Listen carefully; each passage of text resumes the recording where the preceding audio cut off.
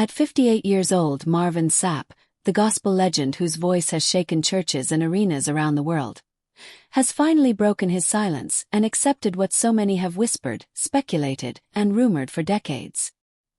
His story is not just about music, fame, or recognition.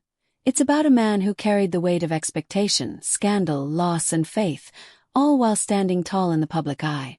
But what are these rumors? And why did it take him until now, the age of 58, to finally acknowledge them? Let's begin with the man himself. Marvin Sapp is best known as the singer behind the timeless anthem, "Never Would Have Made It." That song alone carried millions through grief, depression, sickness, and loss. It wasn't just a hit, it became a global testimony. People who had never even listened to gospel found themselves weeping as his voice declared survival, healing, and faith in the face of life's most crushing blows. But behind that powerful voice is a man who has endured valleys that few could imagine. Rumors always followed him, some about his personal life, others about his ministry, and many about his private struggles. One of the most persistent whispers revolved around his marriage and his late wife, Melinda. She wasn't just his partner in life. She was the co-founder of his church, Lighthouse Full Life Center. Together they built not just a family but a ministry. When she tragically passed away in 2010 after a battle with colon cancer, Marvin was left to raise their 3 children alone. The grief was unbearable. It was at this point that the rumors intensified. People speculated about how he was coping. Was he broken beyond repair? Was he turning to unhealthy ways of escape? Some even questioned if he could remain in ministry while walking through such a dark valley. For years, Marvin kept silent. He addressed his pain in his music, but he never directly responded to the rumors.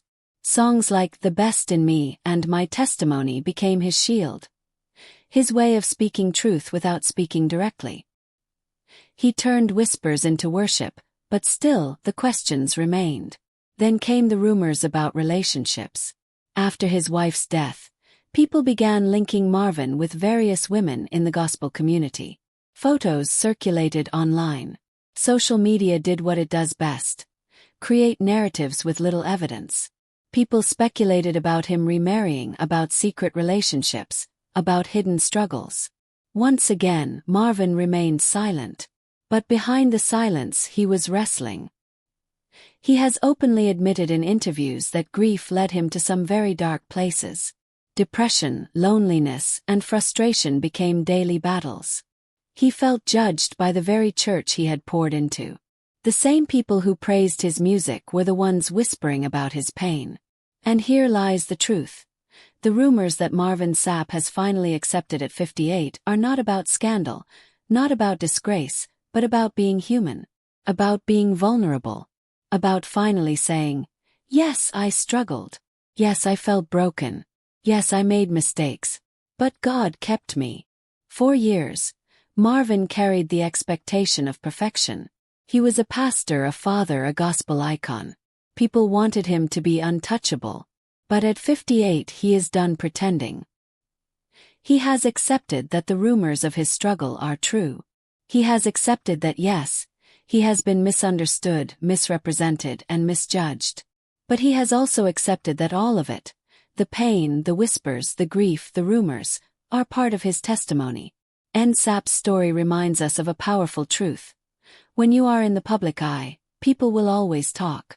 Some will love you, some will hate you, and many will create stories about you. But what matters is not the rumor. It's your response. At 58, Marvin Sapp has chosen not to fight the rumors but to embrace them. He now admits that yes, he has faced depression. Yes, he has been lonely. Yes, he has been judged unfairly. Yes, he has been linked to people he was never involved with. And yes, the pressure nearly broke him. But none of those things disqualify him from being a vessel of God.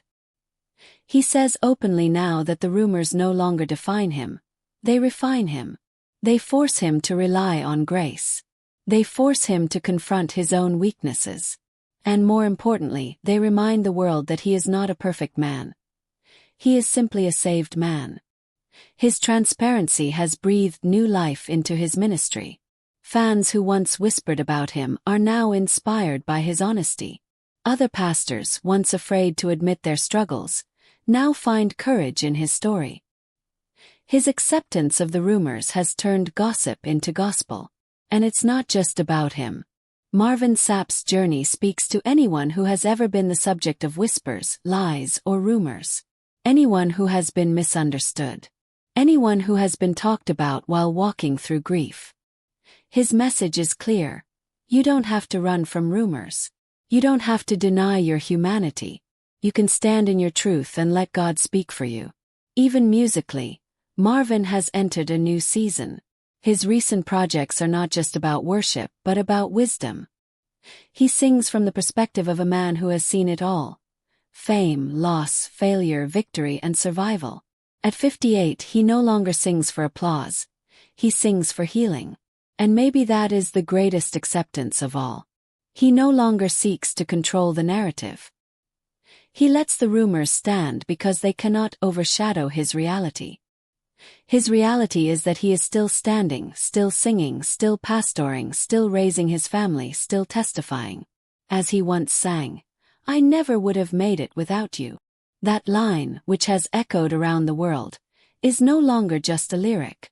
It is the confession of a man who has accepted every rumor, every trial, every valley, and turned it into a victory song. So, when you hear that Marvin Sapp at 58 has finally accepted all the rumors, remember this. He has not given the world permission to define him.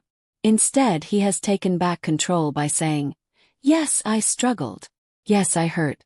But I'm still here." And that is the power of testimony. Because in the end,